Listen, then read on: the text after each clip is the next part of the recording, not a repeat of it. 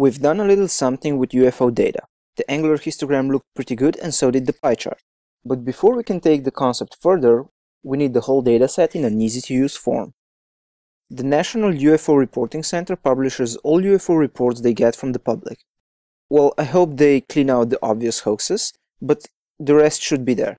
It's a rich dataset, sometimes going back over 100 years. Each report is labeled with the time of an event, what type of UFO was seen, a short description, the city and state it happened in, and how long the event lasted for. In total, there are over 88,000 UFO sightings here. But all this data is trapped in HTML tables on some website. To try visualizing it, we have to bring it to our local machine and transform it into an easier format, hopefully with less incomplete entries.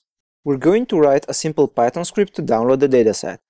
I know this is a course on D3.js and we're supposed to use JavaScript, but sometimes you just have to use the right tool for the job.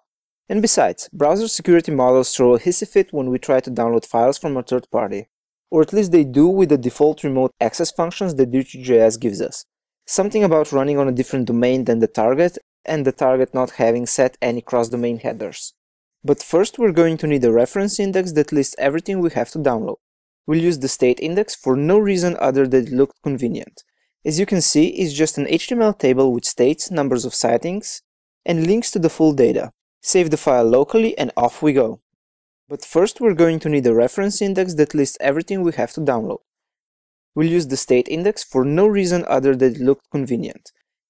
As you can see, it's just an HTML table with states, numbers of sightings, and links to the full data.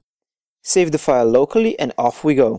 For some reason, NuFork includes a whole HTML document inside the header part of each file.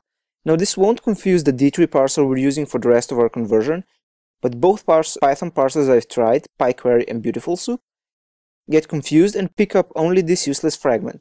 So we have to manually delete the part of the file before continuing. Now that that's done, we can start working on the Python script to download everything. I do feel cheeky putting Python in a JavaScript course, but we're only going to use some basics, and Python is so ubiquitous you should know some anyway. If you don't care for Python, feel free to download the raw dataset from my GitHub repository and skip to the video about parsing it using D3. You're going to need PyQuery to parse HTML and Slugify to generate sane file names. You can install both with pip. The general approach we're taking is simple. Parse table, loop through links, download each file, done. We use PyQuery to read the index file and turn it into a jQuery-like object. Then use a list comprehension to produce a list of tuples. Each holds the full URL and a state name. As you can see, we're using that D object just like it was jQuery or a D3 selection. The only caveat being we have to keep converting raw node objects into the fancy object.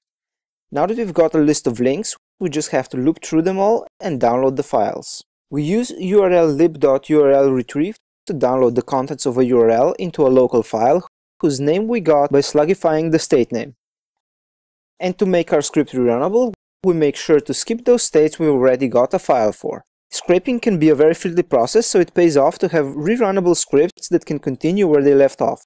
For instance, because I have crappy internet, I had to sometimes download files manually because the script got stuck and wouldn't continue. And that's it.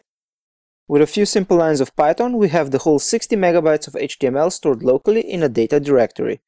In the next video, we're going to use D3.js to transform all this data into a clean 12 megabyte CSV file with about 88,000 lines.